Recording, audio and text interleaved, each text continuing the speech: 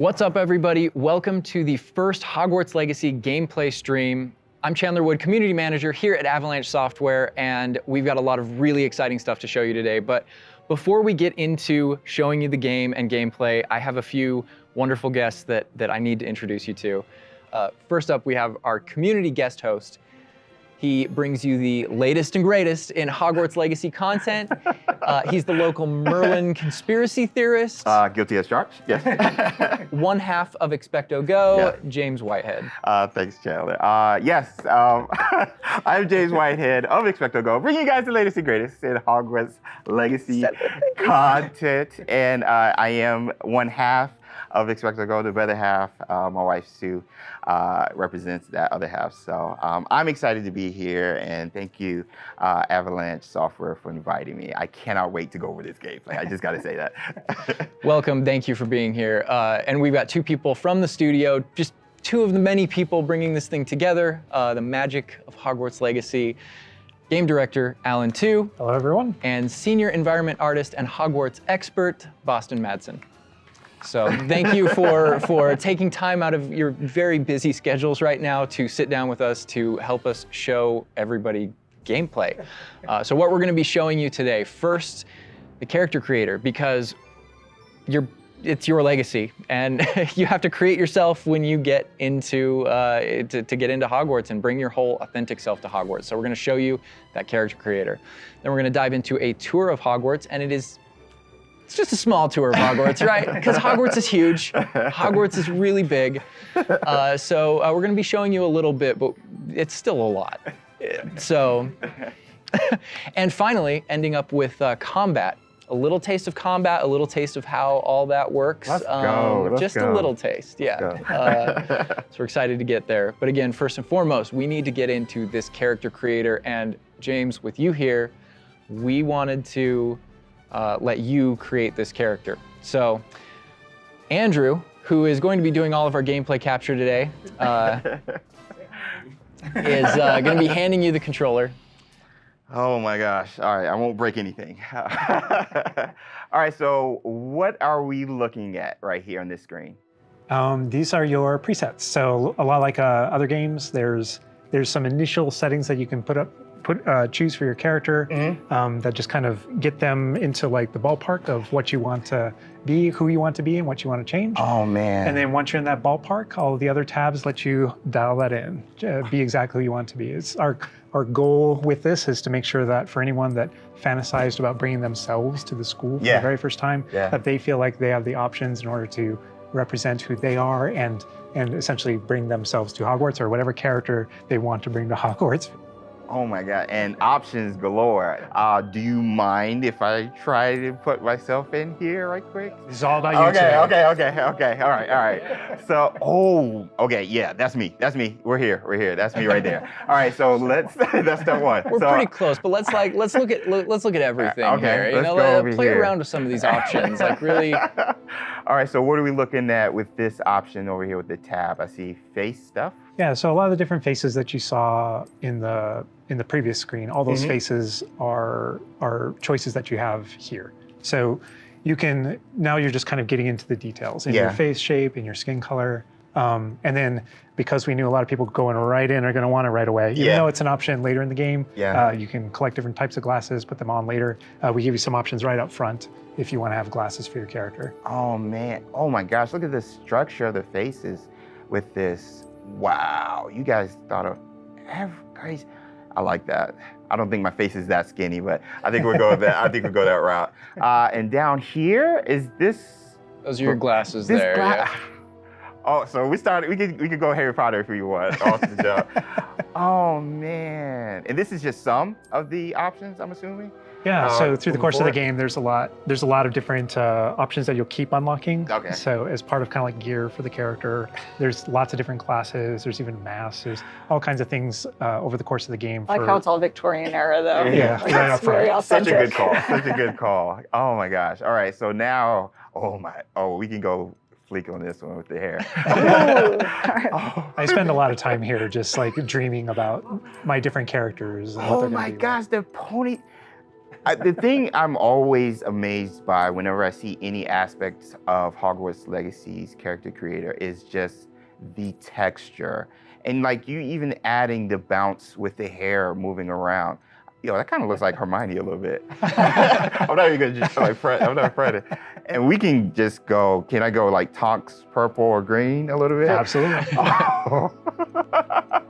Yo, this is so cool. Oh, I like that. That is cute. Oh, okay, so little behind the scenes. I used to have this type of hair like way back, but was it purple?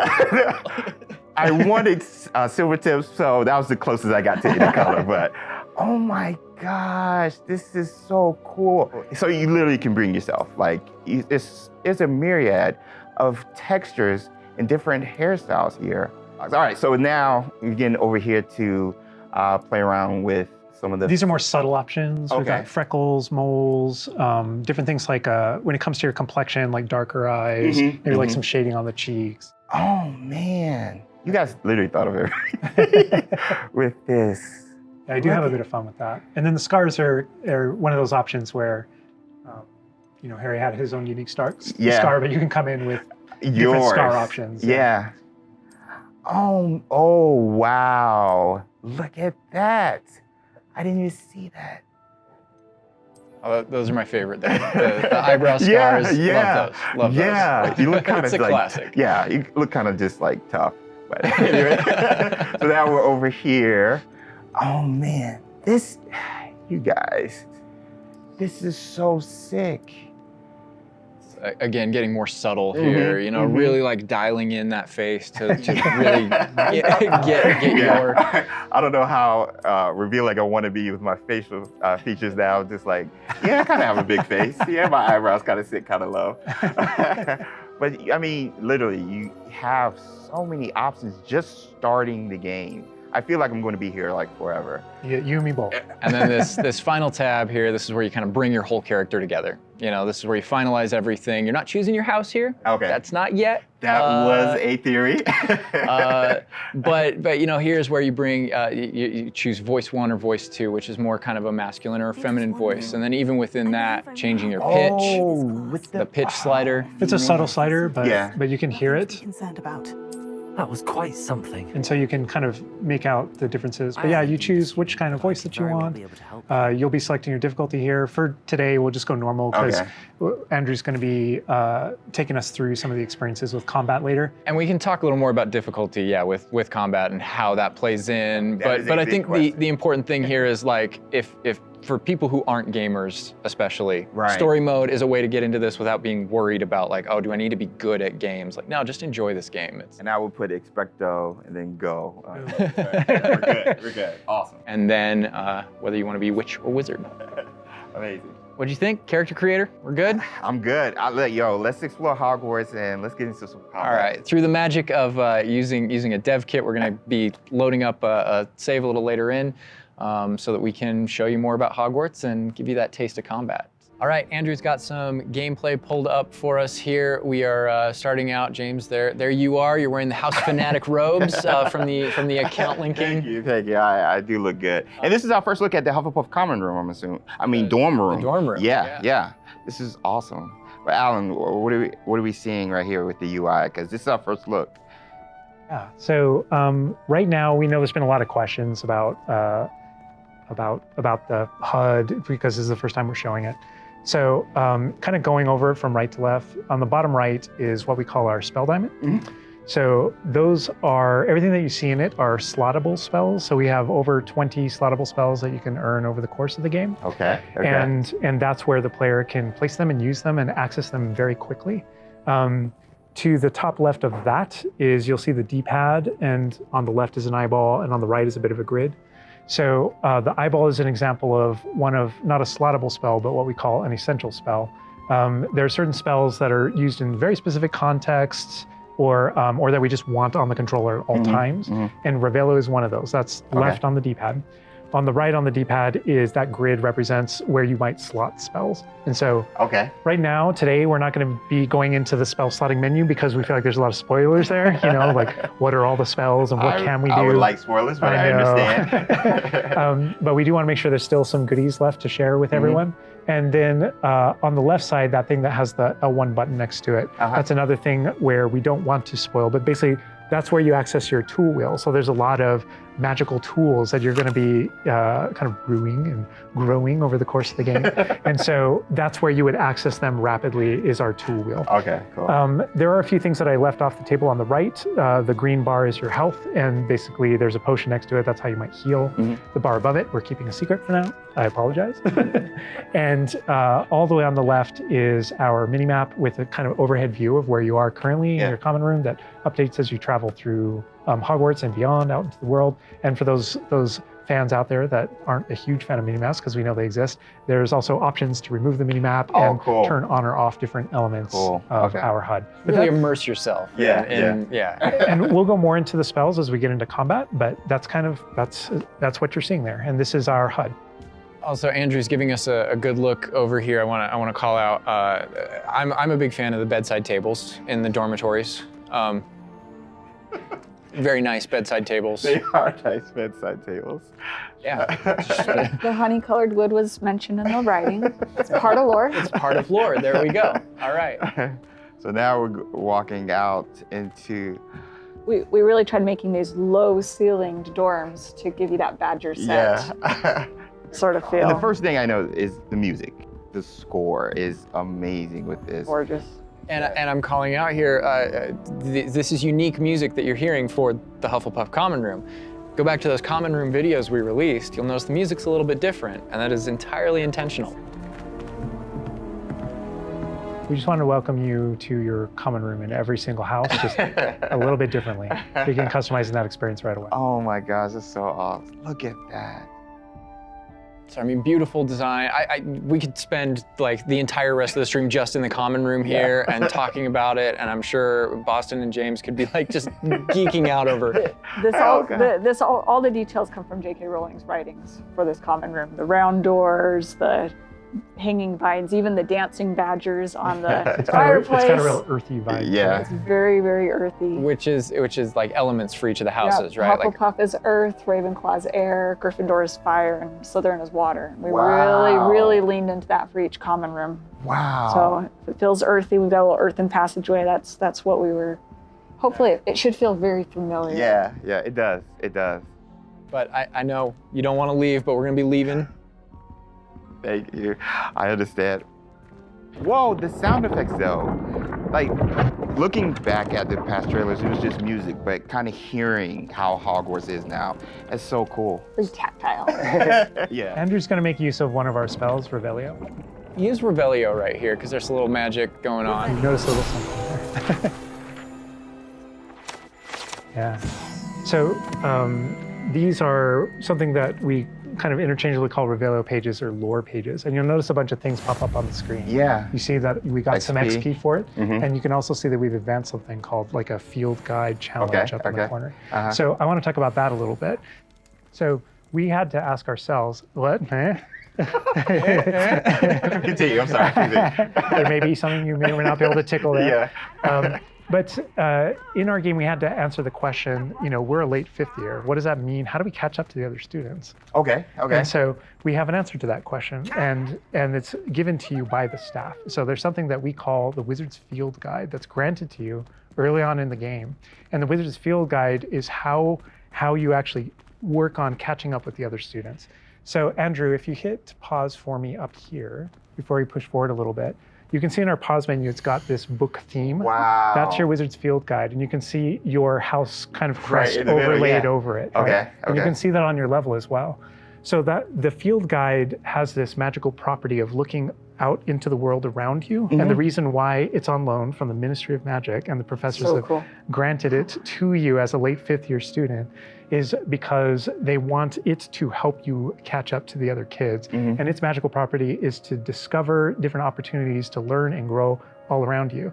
So the way it works is, as you discover gameplay in the game, it actually recognizes that as a challenge, which is kind of On the bottom. locked into there. Okay. And Andrew, if you go in there, you'll see different types of challenges that are combat challenges, quest challenges, exploration challenges, and you can see field guide pages are on there as well. Yeah. 1%. We unlocked that one field guide page. That entire category is one of the ways that the book itself kind of fills out into the school and spills out into the school and kind of hides itself with different types of challenges and different things to do around the school that you're actually going to interact with to help you grow as a wizard and practice your spells. And so that thing that we just saw is not just a field guide challenge and a way to earn XP. It's also something that that players can use to learn about the school as they're traveling around. They spot these little secret facts and they can kind of play a little bit of a game discovering all of them. And there are over 100 field guide pages just in Hogwarts alone. So. Little glimpse of the grand staircase here. We're not gonna... Circular staircase. All the match the tower. portraits. Yeah. And I did notice the flue flame just ignite right there, which was so cool.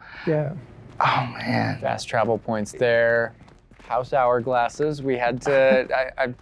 How much fun was it designing those and putting all those in they're there? gorgeous, but that they're there just like in the books. Yes. Right It's next a to nod the to Great lore. Hall. it's a nod to Yeah. lore. House points is not a core mechanic or system in the game. We It is didn't turn it narratively. into like a gameplay system, but it's definitely present throughout our narrative. And there are lots of choices where we want to nod to things that aren't necessarily gameplay systems, but we nod to them as part of the narrative. Over to the right Part of the there, Wizarding Andrew World. was teasing. That's the Great Great Hall Hall. over Yeah. through those doors. Again, we're not going there. He's just kind of like, no. Cool. Here's another collectible page. You know, just again showing you like just these things around Hogwarts that you can do and pick up and. That's a shot straight from the trailer too. Just that part right there. I recognize We that. might be giving you a little fan service here with callbacks to those. So, And this must be summertime because I noticed these are the summertime windows. These windows will change with the seasons. Yeah, the detail they put into this is kind of, I get surprised by it all the time. That's a even know that was a sentient thing. magic castle. So. Oh man. And we're going out. Look at that. This is where the students would normally kind of congregate just to kind of chill out, play, meet each other outside the Great Hall before and after meals. and I love the way that when the castle interconnects to that it interconnects outside, inside. There are pathways on both sides of things, so you really get a sense of scope to how big this castle is. And when you see things like you'll notice a bridge over there, that's a place you can go to and cross. Like everything that you see is a place that you can visit. Wow. We put a lot of effort in making it feel really alive. Not just with student population, but even just the greenery and stuff. It's Scotland. Yeah. And this castle's been here for hundreds of years, so it just kind of the moss and all the trees that have overgrown it, and Oh my gosh. that landscape, that This Scottish. location might look a little familiar to you. I thought I recognized it. I believe this is from the Spring ASMR, and yes, so that puzzle right there, that view, Andrew is taking us right back to I am going to tell Andrew not to interact with that puzzle and to keep moving on. No. We can't spoil everything. We can't give you everything, right? Hogwarts contains a lot of secrets. Oh my God. But this is this grand entryway right here coming down into a really kind of central area. Yeah, we're coming upon the central hall, and we pointed out the greenhouse outside, and we'll notice when we get down there that it's on the right. This is a big hub of the school. Like it's a big castle, but it is designed so you shouldn't get very lost. This is kind of a grand central station. I love that. I love Each that. direction, it's green over there, so the greenhouse is over there. Transfiguration courtyard, the library straight ahead. So it's kind of the hub Oh my of God. a lot of the castle. Even the color, visually, you can just tell, okay, green, Oh, green, go greenhouse. that way. Oh my God. A lot of it'll be subconscious, but it'll help you really learn the castle and feel like you know your way around. That's not to say that it's easy to learn. All of us here still get pretty lost in it It on a is a daily castle. basis. It It's a is. castle. Great point. I love that Andrew's definitely teasing a lot of things here. I'm noticing he's swinging the camera this way and that. Yes. He's got this grin on his face over there that's just like, yeah, I know what That I'm doing. statue I know is what I'm from the reveal trailer. There's that dragon. Oh my This gosh. is another location where the students will gather, and just kind of chill out. And an opportunity to talk to somebody, get a quest giver here.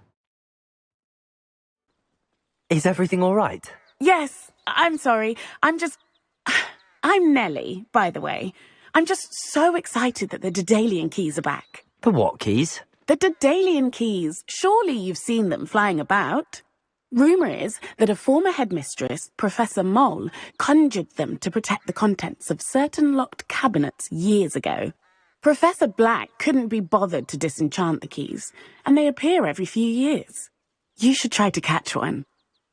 Why would I do that? Each key will lead you to a locked cabinet somewhere in the castle. If you can manage to get the key into the cabinet lock, not an easy task, you may find a reward.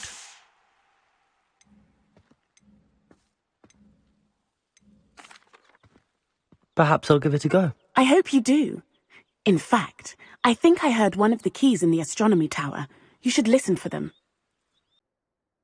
So those kind of side quests are really, it's a cool way to interact with your fellow students, with perhaps other teachers, with, various things like that, as well as teach you some more of the secrets of Hogwarts, I think. There's a little bit of that. Absolutely. Yeah. So the students are a way to kind of like flesh out the school opportunities around it, what we can do. And then those interactions, different interactions with different characters can also offer different choice points for the player. And then some of those things can affect things game-wide. Some of these affect characters' lives, the ending of the game. And sometimes it's just about you being a little bit of a nice guy or just being a jerk. Yes, absolutely. So the scale really varies, but those opportunities exist for the player. Wow, look at this. This is the Dada Defense Against the Dark Arts. Tower. Which this is one of my favorite locations in the castle. Just visually, you come in here and just the richness of this area is very iconic, very unique to anywhere else in the castle. Somebody else that we can talk to, notably a younger student. Yeah, she looks like a first year or an 11-year-old. Are you all right? Don't you know who I am? Zenobia Noak, the girl whom everyone at school hates for no reason.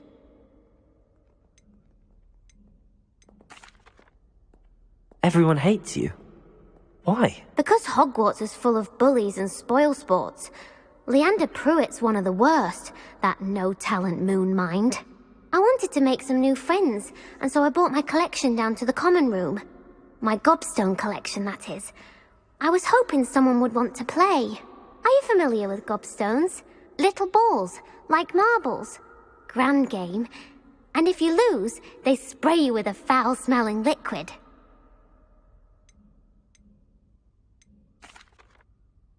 I haven't much interest in a game that sprays you with odors. Only if you lose, which I never do.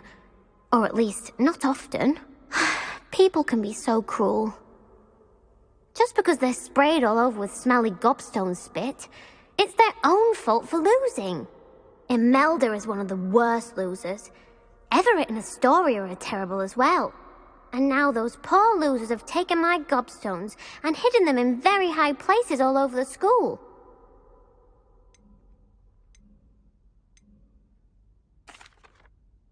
Sounds as if you caused the smelly situation and they responded accordingly. I didn't make the rules.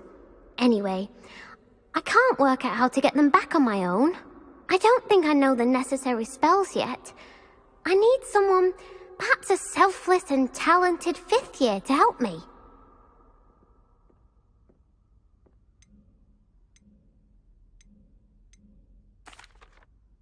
I'll see what I can do. I'd appreciate the help. If you do find all of my gobstones, do come and see me again. I'll be back to playing Snake Pit and Jackstone by myself in no time. I love that interaction with her because there's so many ways that you can go with that. You can you can feel for her. You can be a jerk to her. You can be like, gobstone sounds awful. It sounds like you're just mean. Yeah, and your opportunities to be mean there aren't over. So, they continue. That's a good example of the gobstones too. I know people are gonna ask, gobstones playable? They mentioned it, right? Yeah. Gobstones is one of the things that is not playable in the game. I know we've had to rip the Band-Aid off on a few things. Honestly, it's an amazing thing on the franchise how many things about this, like like speak to us as fans and that we want to turn into gameplay. And there were calls that we had to make over the course of production of kind of like which things we will and won't include in the bucket, just kind of for the overall health of Wizard's the thing. chess. Those are things that aren't featured. Aren't featured. Yeah. They're featured within the world. Right? I'm glad they're mentioned. They're a part of the wizarding world. Yeah. Every single Part time of there was something that Steven's we regretted because we couldn't include it. We also tried to figure out a way to make sure that it was included in the narrative, included in the stories, make sure that there's a way to kind of like acknowledge it, touch it, and make it feel like it's definitely part of the world. And I know here too, we're your like, reaction. I was like, we're in the Dismissing Against the Dark Arts class. I recognize that staircase to the left where we were just at. Andrew was walking by. I also recognize the dragon at the very top. Oh my gosh. Being in a classroom, I think this is a good opportunity to talk about how classes work, because we've gotten a lot of questions about that. Is it a schedule-based system? Is it so tell us how classes work? Yeah, so ultimately we decided not to go the sim route. So I think like one of the speculations was, is there time of day and that kind of thing. Like, can I miss class at this time of day? There is a day-night cycle. Yeah, there is a day-night cycle, but everything is very narrative-based, and so there's a big mystery going on in the world. There's something happening in the narrative, and we essentially see it as kind of like chapters in that narrative. Each chapter of which has a set of missions that you can choose between as you're progressing through the game, and classes fit within that structure. So there are mainline things that the players have to do, and then classes also appear on the sides as well as optional things that help you advance your spells.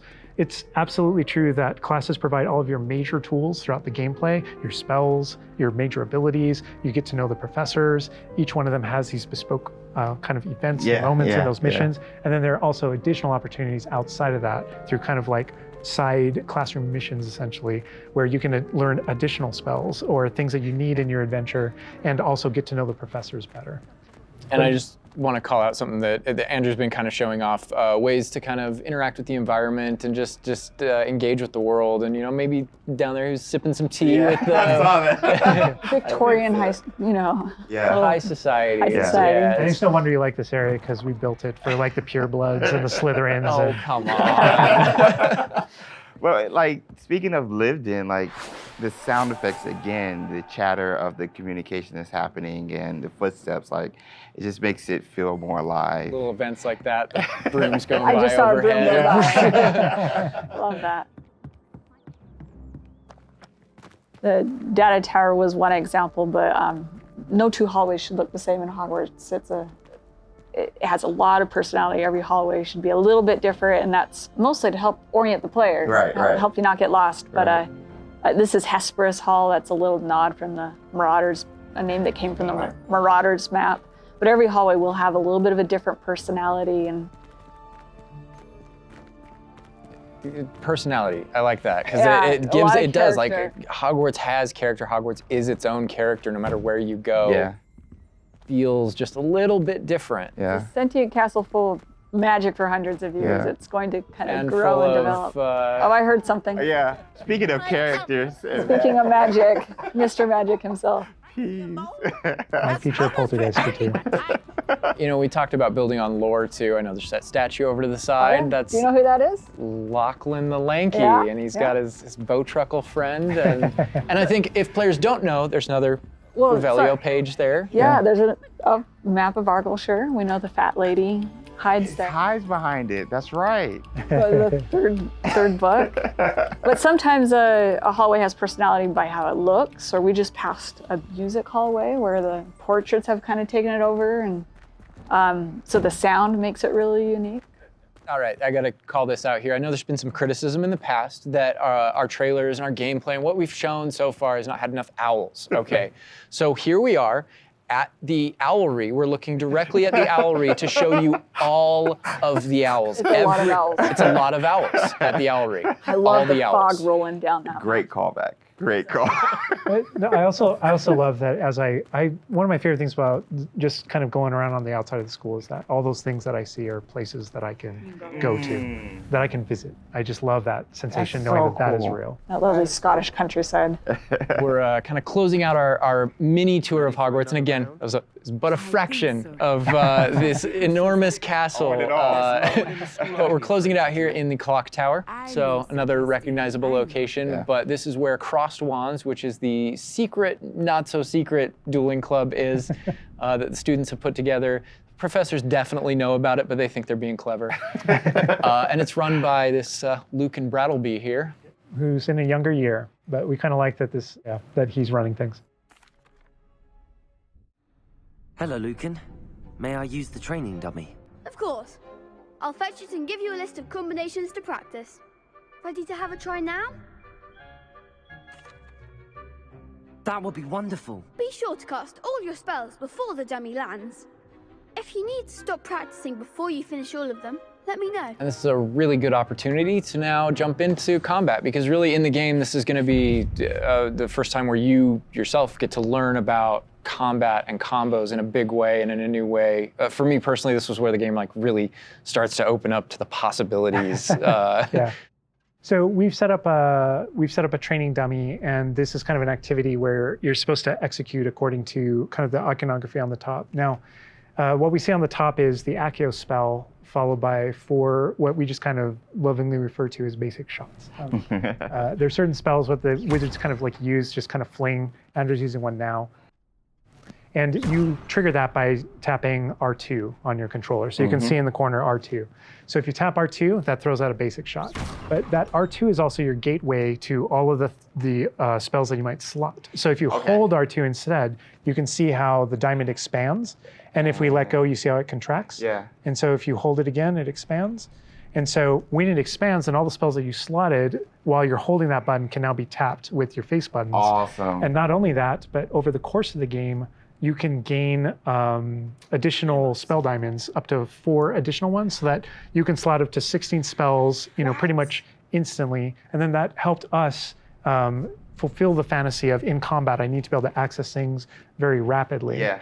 And so you learn over the course of these events, how to juggle not just the spell casting, but also it reinforces an understanding of another feature of the wheel, which is their cooldowns. So as you're casting spells, just to make sure that you're not just kind of like repeatedly using one thing over and over and over again, you can see cooldowns on the spells that he's using on the wheel. And then as you progress through the game, there are different things that can affect things, like cooldowns through your talents, different things that allow you to kind of like juggle and adjust and update those things. And so if you hold down R2 and you tap the D-pad, it will switch between your other diamonds if you've unlocked them, and that's how you access all those. Oh man, it looks like we're about to get some action over here. Yeah. So this is a great way to kind of learn how to pull things together, So you pull those combos right together. Here. Yeah. Tap, Accio, tap, tap, tap. Awesome. Well done, Andrew. And that's just against the dummy, but I mean... I'd say that's enough practice. You looked good out there. Thank you, Lucan. I say better to discover one's weaknesses during practice than during a duel. You'll be a fearsome challenger now. I think now we can take on something a little more challenging. It's going to shoot back. Now let's talk about some more features of the combat system. Hello, Lucan.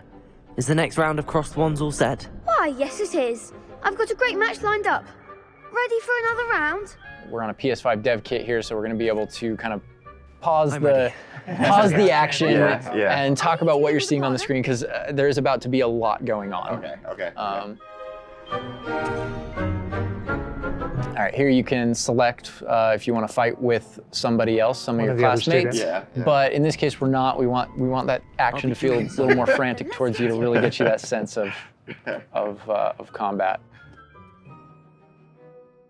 So apparently you've got quite the reputation, because they've got you up against 3 people. 3, off the jump. So I can explain this just because I know people are going to go into it, but we can probably just kind of jump in. So you're not the only one that has Protego and the ability to deflect. The enemies do too. and we actually play with that when it comes to the spell casting. So you notice that there are different colored kind of shields around the different characters, and you also notice that your spells have different colors on them. So to help players understand kind of like the function of their spells, we kind of put them into brackets. So there are damage spells, there are force spells, there are, I'm forgetting the other one, all of a sudden, control spells. And so those things for the player, they wind up also being a color indicator for which actual spell to use to break the different shields that enemies can use. That way it rewards kind of like that close attention that you're paying on things. We've got this paused here now, and you can kind of see all the elements on the screen, the halo around the avatar's head, each of the different shields, to kind of give us a breakdown of what's going on. Give us a breakdown of different things that you're saying. So you notice at the top that we're kind of like calling out which enemy you currently have targeted and their level and health. And so, you know, as you target different characters, you'll be able to get that breakdown. The halo over your head, whenever an enemy is about to an attack, it's almost like you have a little bit of a sixth sense for those things that are coming. If you see the halo, it means there's an incoming attack, and if you tap the triangle button by default, then that you will be able to deflect that attack that comes in and off with the protect. And I love that deflect where it goes off and like hits things up and kind of breaks things off walls too. But also, if you hold the button, then it doesn't just deflect. It also deflects and turns around with a counter attack stupefy that actually stuns the enemy. And you can use that even in your combos and stuff. So if you're focused on a character, you know, and you're doing your thing, and someone else attacks you, you can actually turn that attack into a direct attack on the person that you're comboing. Back into gameplay here. Andrew's gonna pretty handily finish these other students off here, win this duel. Look how fast it is. It's like a dance. Yeah, we really felt like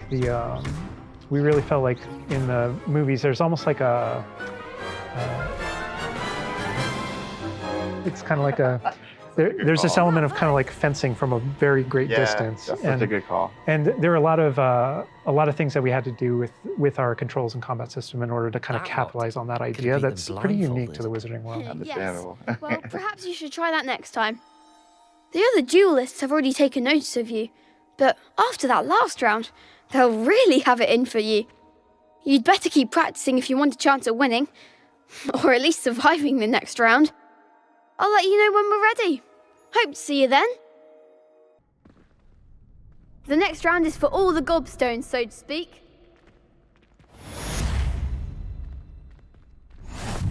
And that is more or less gonna wrap it up for us for now, for what we wanted to show you. Character creator, tour of Hogwarts, and just that little taste of combat.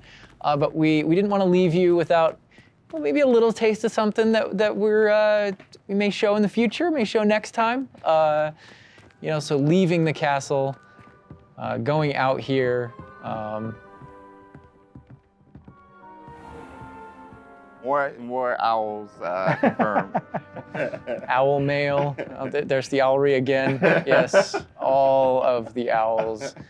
But yeah, just heading out here again to show you like from Hogwarts to the world beyond Hogwarts. And this is not somewhere where we're going today, but we will definitely be taking you in the future. A little glimpse at the scale of the castle back there. All right, so we're gonna wrap things up here, but I hope you guys have enjoyed everything that you've seen, but I think, James, you may have a few other questions here at the end of things. So while we're done with what we're showing on the gameplay side, I know there's a few things that you wanna pick Alan and Boston's brains about. I would love that, because there's a lot. Let me grab it. All right, so some of these questions we did pull from the community secretly, but I did pull from the community. So, and also from, I mean, going through this, I feel like you've come up with some things you want to talk a little more about, I'm sure. Elaborate on, because we went through character customization, Hogwarts itself, and even combat. So this would be like for the both of you guys. Will we be able to go back and change our character creation if we don't like it? So not everything, but there are certain things with hairstyle, hair color, so kind of like core shapes, you know, like with the body and face, not after the fact. Okay. But there are lots of things. There's kind of like a barber shop in Hogsmeade that you can go to, and Of course, there's inside a of wizard there, barber. you can Right. customize, yeah. You could change your hair color for holidays or something, right? Oh my gosh, that would be so cool. And the game features a lot of appearance customization in it. So there's a ton of options there. But that's in terms of like your character and stuff that you have, the character creator. It's like a smaller set of what you saw there. Okay. Oh my gosh, awesome, awesome. Next question, what kind of leisurely activity can we do? Can we study with our free time? I mean, what will we be doing just hanging out in Hogwarts? Because as you progress through the game, there's a bunch of different missions that open up. Most of them are driven by different characters' personalities. You know, some of them want help getting up to hijinks, or some of them want to just explore secrets in the castle because there are new secrets in our castle to explore. And so, so I think there's a bunch of things to do. And when it comes to class, as I mentioned earlier, it's not just kind of like the mainline stuff. There are kind of like extracurricular assignments, some of which are optional, some of which are kind of like blockers for main mission. Kind of like you can't go on this mission until you have the spell. And then the spell is open, you know, the assignment and how you complete it with your professor. And so there are opportunities to study, so to speak, like with that. But they do all take the form of our mission structure. As you mentioned earlier. Wow. Let's get into some combat right quick. Do spells have different levels, or are they all equal? Do spells have different levels, or are they all equal? I'm trying to think of how to describe that. So each spell has kind of like its own core identity and what it does in the game with regards to both kind of like puzzling, world exploration, and enemy combat and all that kind of stuff. And then it's through the talent system, right? When you go into that, it's kind of like each of those spells has ways to kind of like advance and grow and change.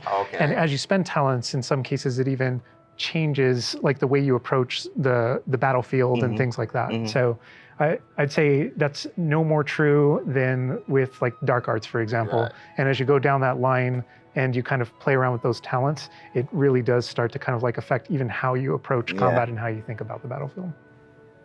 I won't be touching the dark art stuff, but I know many of you guys will be. Maybe on your second playthrough? Yeah, second playthrough, yes. Okay. Dark Hufflepuff coming, #soon.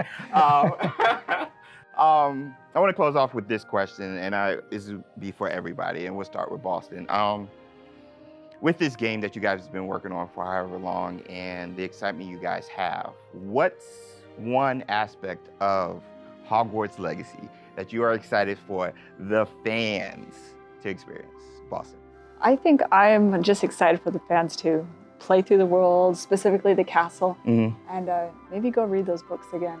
I hope that whether you're already a fan and love this game, or this is your first introduction into the world, I hope they just point at each other in the best way possible. And I'm just excited for fans to get to finally go to Hogwarts and feel like they can own it and live there. I've lived there for 5 years. It's a great place to live. Official 5th year.